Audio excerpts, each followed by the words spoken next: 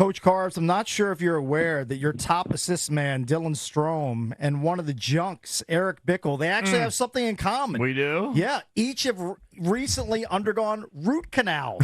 Strome got one because he got high-sticked in the mouth in the back-to-back games. Yeah, me too. Now, Bickle just because he has bad teeth. Yeah. And Too many Mountain Dews. To add insult to injury, Stromer had the procedure done on Thanksgiving morning. Wow. So he couldn't even It must have hurt. He couldn't even enjoy the Thanksgiving feast. It's I know, distressing. because what happened, we played in Tampa on that Wednesday on the Mentors trip, and then we come home.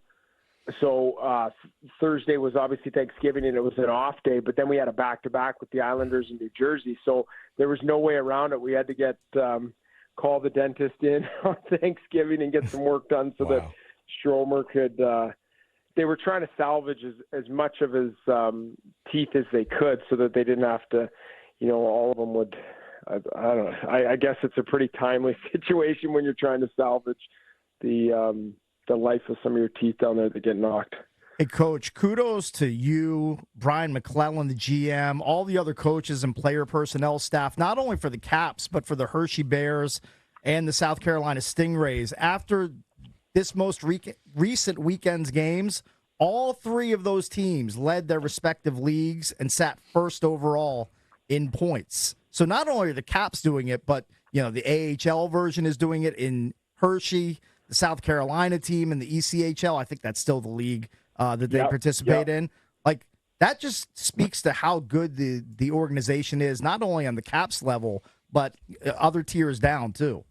Yeah, I wholeheartedly agree, and what a credit to the entire organization, but starting at the top and the consistency at which they operate as a management group, and starting with Ted. And it's just, even when there's stumbles at certain levels, and there's very rarely an overreaction. It's very well thought out. So you get this consistency through all three tiers of organizations. There's absolute hunger and desire to win every single night. But there's also a logical plan to it, and a very well thought out approach that isn't just making rash decisions. And that's what I have so much appreciation for and respect for. And it's gone on long before I was here. And when I was down in the ECHL coaching in South Carolina, coaching in Hershey, it was the same exact way. So this is nothing new that we're learning about how things operate here in Washington at all three levels. Joined by Spencer Carbery, head coach of the Washington Capitals, presented by the Centers for Advanced Orthopedics.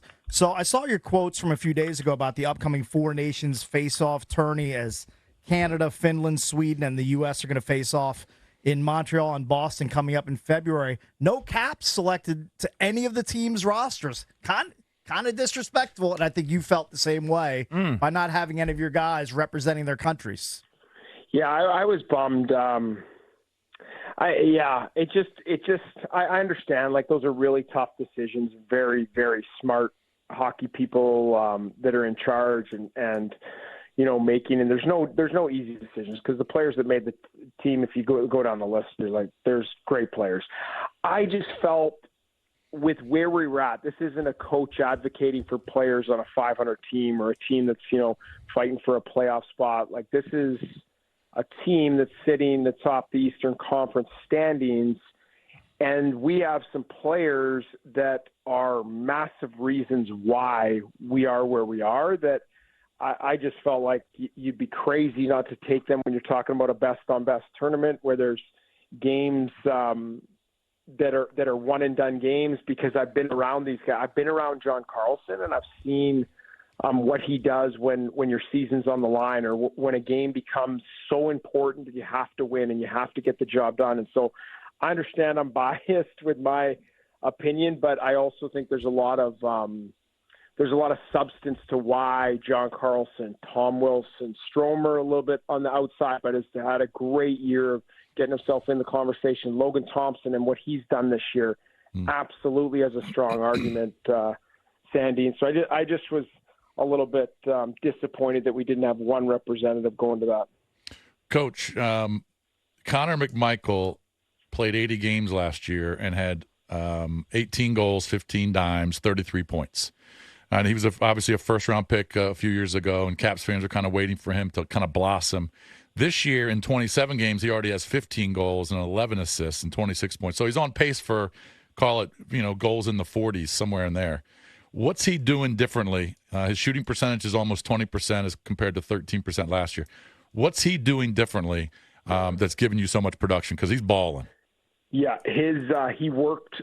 One of the main focuses we had coming out of last year, because he would generate a lot. He's got great feet, good skating, good offensive instincts. He got himself into a lot of really quality scoring chances last year and struggled to finish. This summer, we talked after the year is that the next step for him to be an elite offensive player in this league is he's got to work on his shot. He has to get home and in the summer work on his shot, work on his finishing, working on his hands in tight. And and such credit goes to him because he's worked tirelessly to A, do that, and then B, find some different ways to score, which another thing that we've worked on is getting him to the inside of the ice a lot more and not settling to play on the perimeter as a quote unquote slighter guy that's not 6'4", 220 pounds. And so he plays in the inside of the ice for a skill guy, which when you do that, I think there was a stat, like he's got 8 or 9 goals that are within 3 to 5 feet of the net. So you take those in and you add, you're beating a goalie with your shot the odd time. Like now you got 15 goals or whatever you got in 27 games. And so he deserves a lot of credit. It hasn't been all roses and butterflies for him on his journey to get where he is. He's had to go back to the American League. He's played a ton of games in the AHL and the minors, but I'm really proud of his progression and where he's at now because he's earned every inch of it. Coach Carbs, I know this is skipping a game ahead, and you're only focused on Columbus right now. That's your opponent on Thursday. But can you give us a nugget or two about the Sabres so we can sound semi-smart while we're doing the all-cast Saturday night? That's a good one, Cakes. As Buffalo comes to Capital One this upcoming Saturday. Just 1 or 2 easy nuggets. Yep. They have 2 elite offensive players. And I think if Dahlin doesn't play, Dahlin and Owen Power on the back end are real difference makers, like first overall pick, can skate, have all this poise as defensemen. Like they're young, sort of John Carlson type of defenseman. But the 2 guys up front, they are big and can skate, Alex Tuch and Tage Thompson. Tuch and Thompson. T&T. Okay, perfect. That's all we need. We're good. All right. Well, Coach, best of luck. We'll turn that into 3 hours. Yeah, we're gonna really stretch it out. Trust us, Coach. We're good at that. Best of luck against Columbus on Thursday. Keep the heater going, and we'll talk to you again soon. Okay, appreciate it, guys. Have a great week. Yeah, All you right, too, thank man. you, bud.